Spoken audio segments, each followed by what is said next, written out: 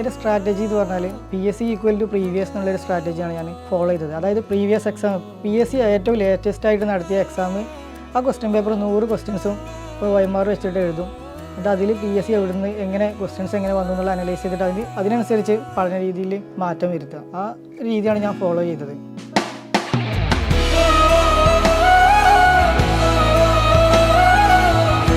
എൻ്റെ പേര് അൻവർ സാദിഖ്. ഞാൻ മലപ്പുറം ജില്ലയിലെ പന്തല്ലൂർ ചിറ്റത്തുവാറ സ്വദേശിയാണ്. ജനറൽ എഡ്യൂക്കേഷൻ ഡിപ്പാർട്ട്മെൻറ്റിൽ LD ക്ലർക്കായിട്ടാണ് ഞാൻ ഇതിൽ ജോലി ചെയ്യുന്നത്.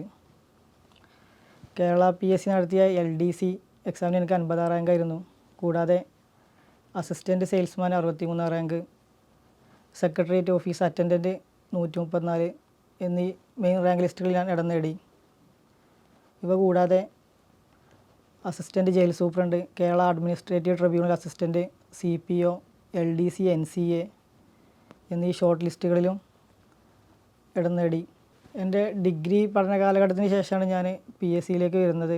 PSCയെക്കുറിച്ചോ ഗവൺമെൻറ് എക്സാമുകളെക്കുറിച്ചോ ഗവൺമെൻറ് ജോലികളെക്കുറിച്ചൊന്നും എനിക്ക് വലിയൊരു ധാരണയൊന്നും അന്ന് ഇല്ലായിരുന്നു. എൻ്റെ ഒരു സുഹൃത്ത് എയ്സിൽ പഠിച്ച ഒരുപാട് പേർക്ക് ജോലി കിട്ടിയിട്ടുണ്ട്. അവിടെ PSC കോച്ചിങ്ങൊക്കെ നല്ല രീതിയിലാണെന്നൊക്കെ പറഞ്ഞ് അഡ്മിഷൻ എടുക്കാൻ വേണ്ടി വന്ന സമയത്ത് എന്നെ ഒരു കൂട്ടായിട്ട് വിളിച്ചതാണ്. അപ്പോൾ ഞാൻ അവൻ്റെ കൂടെ എയ്സിലേക്ക് വന്നു. എയ്സിൽ നിന്നാണ് അവർ എന്താണ് PSC എക്സാമുകൾ എന്താണ്, അതിനെങ്ങനെ തയ്യാറെടുക്കണം എന്നുള്ള കാര്യങ്ങളൊക്കെ എയ്സിൽ വന്നിട്ട് അവിടുത്തെ എയ്സിലെ റിസർച്ച് വിങ്ങിലെ റാങ്കുകളൊക്കെ കിട്ടിയ ആളുകളാണ് റിസർച്ച് വിങ്ങിൽ ഉണ്ടാവാറ്. അപ്പോൾ അവരാണ് എനിക്ക് അതിനെക്കുറിച്ചൊരു ബേസിക് ഒരു ധാരണ ഒക്കെ ഉണ്ടാക്കി തന്നത്. അപ്പോൾ ഏതായാലും ഡിഗ്രി കഴിഞ്ഞ് പ്രത്യേകിച്ച് ജോലിയൊന്നുമില്ല, വെറുതെ ഇരിക്കുകയാണ് വീട്ടിൽ. അപ്പോൾ എന്തെങ്കിലുമൊക്കെ ഒന്ന് ട്രൈ ചെയ്യാന്നുള്ള രീതിയിൽ സുഹൃത്തിൻ്റെ കൂടെ ഞാനും എയ്സിൽ വരാൻ തുടങ്ങി. ഒരു ജനറൽ PSC ബാച്ചിലാണ് ആദ്യം ചേർന്നത്. ആദ്യമൊക്കെ അങ്ങനെ സീരിയസ് ആയിട്ടൊന്നും പഠിക്കില്ല. ക്ലാസ്സിലൊക്കെ വെറുതെ മൊബൈൽ ഹെഡ്സെറ്റൊക്കെ മാത്രം കയ്യിലെടുത്ത് വരും. ഏതെങ്കിലുമൊക്കെ വല്ല ന്യൂസ് പ്രിൻറ്റിലോ അല്ലെങ്കിൽ നോട്ട് 2 പേജ് കീറി അതിലൊക്കെ നോട്ടൊക്കെ എഴുതി വൈകുന്നേരമായ വീട്ടിൽ പോകും. ആ ഒരു രീതിയിലായിരുന്നു ആദ്യമൊക്കെ ചെയ്തിരുന്നത്. പിന്നെ എയ്സിൽ റീഡിംഗ് റൂമിൽ ഇങ്ങനെ ഇരിക്കുമ്പോൾ അവിടെ ഒരുപാട് റാങ്ക് ലിസ്റ്റുകളിൽ ഉള്ള ആളുകളൊക്കെ കണ്ട് പരിചയപ്പെട്ട് അവരൊക്കെ അടുത്ത മാസങ്ങളിൽ അല്ലെങ്കിൽ അടുത്ത വർഷങ്ങളിലൊക്കെ ഗവൺമെൻറ് ജോലിയൊക്കെ കിട്ടിപ്പോകും എന്നൊക്കെ അവരിങ്ങനെ പറയുമ്പോൾ എനിക്കും ഒരു താല്പര്യം. ഒന്ന് ചെറുതായിട്ട് ഏതായാലും ഇറങ്ങി ഒന്ന് പഠിച്ച് നോക്കാം, കഴിയില്ലെങ്കിൽ നിർത്തി വേറെ എന്തെങ്കിലുമൊക്കെ നോക്കാം എന്നുള്ള രീതിയിലാണ് സീരിയസ് ആയിട്ട് അങ്ങനെ ആദ്യം പഠിക്കാൻ തുടങ്ങിയത്.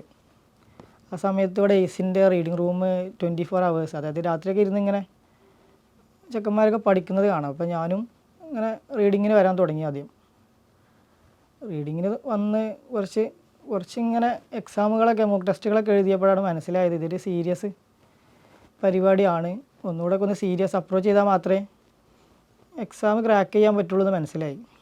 അപ്പോൾ ആ ഒരു പഴയ ലൈനൊക്കെ വിട്ടിട്ട് കുറച്ച് കൂടുതൽ സമയം റീഡിംഗ് റൂമിൽ ചിലവഴിക്കാം, അങ്ങനെയൊക്കെ ഒരു പ്ലാൻ ചെയ്ത് ആ ഒരു രീതിയിൽ കാര്യങ്ങളിങ്ങനെ മുന്നോട്ട് പോയി. അതായത് രാവിലെ ഒരു 8 മണിക്കൊക്കെ കേസിലെത്തും, രാത്രി ഒരു 9 മണി 10 മണിയൊക്കെ ആയിട്ട് അത്രയും സമയം റീഡിങ്ങിന് വേണ്ടിയിട്ട് ചിലവഴിക്കും. അങ്ങനെ ഇരിക്കുന്ന സമയത്താണ് കേരള PSCയുടെ യൂണിവേഴ്സിറ്റി അസിസ്റ്റൻ്റ് എക്സാം 2019 ജൂൺ 15 വരുന്നത്.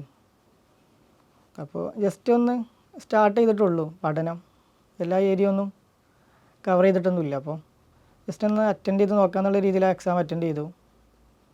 അതിലൊരു കട്ട് ഓഫിന് അടുത്തുള്ള മാർക്കാണ് കിട്ടിയത്.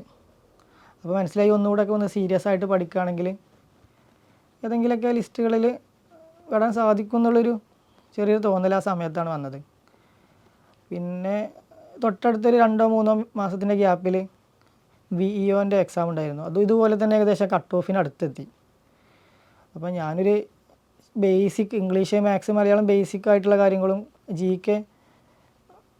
GK ഭാഗം പ്രീവിയസ് മാത്രം പഠിച്ചിട്ടാണ് ഈ 2 എക്സാമുകളും ഞാൻ എഴുതാൻ പോയിരുന്നത്. അതായത് യൂണിവേഴ്സിറ്റി അസിസ്റ്റൻറ്റും VEO എക്സാം, ഈ രണ്ടും പ്രീവിയസ് പിന്നെ കേരള PSCയുടെ GK പാർട്ട് പ്രീവിയസ് മാത്രം പഠിച്ച് ഇംഗ്ലീഷ്, മാത്സ്, മലയാളമൊക്കെ ഒരു ചെറിയൊരു ബേസൊക്കെ ഉണ്ടാക്കിയിട്ടാണ് പോയത്. അപ്പോൾ ഒരു കട്ട് ഓഫിന് അടുത്തുള്ള മാർക്കൊക്കെ കിട്ടിയപ്പോൾ ഒന്നുകൂടെ ഒന്ന് സീരിയസ് ആയിട്ട് PSC ഒന്ന് അപ്രോച്ച് ചെയ്യാമെന്നുള്ളൊരു തീരുമാനം എടുത്തു.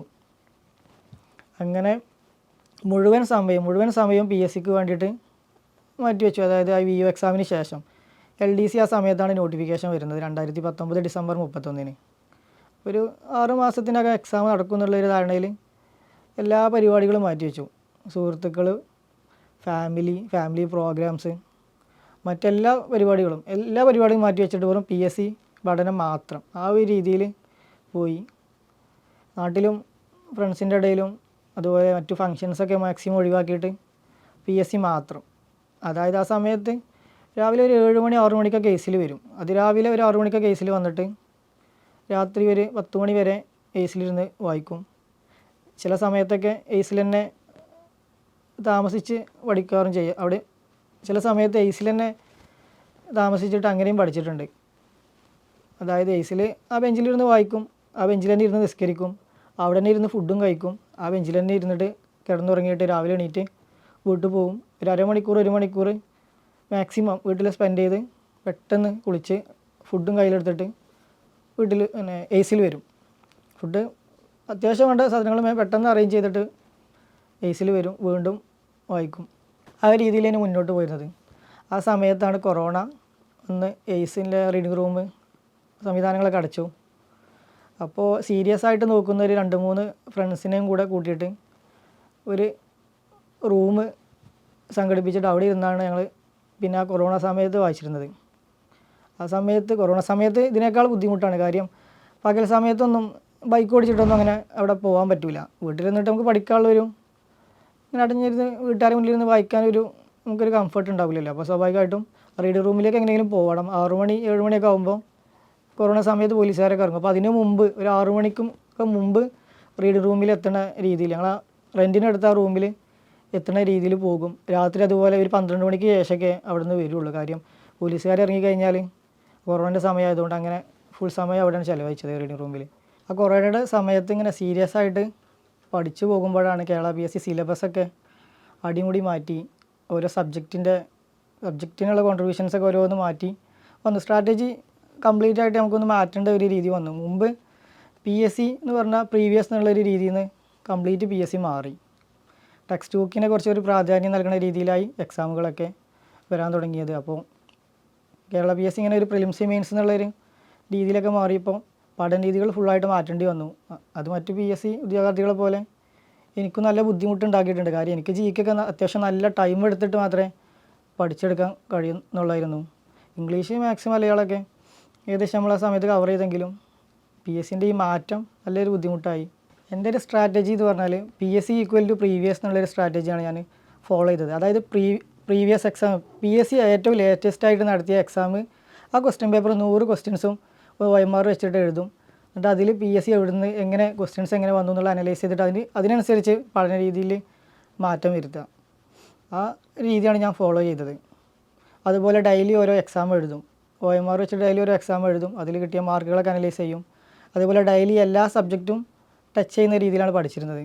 അതിലെല്ലാ സബ്ജക്റ്റും ഒരു ദിവസം ഒരു 16 മണിക്കൂർ പഠിക്കുകയാണെങ്കിൽ അതിലെ ചെറിയ ചെറിയ പാർട്ടുകളാക്കിയിട്ട് ഓരോ സബ്ജക്റ്റും 1 മണിക്കൂർ 1.5 മണിക്കൂർ അങ്ങനെ കൊടുത്തിട്ട് എല്ലാ സബ്ജക്റ്റും ഡെയിലി ടച്ച് ചെയ്യുന്ന രീതിയിലാണ് പഠിച്ചിരുന്നത്. അതുപോലെ ഡെയിലി ഓരോ എക്സാമും എഴുതും.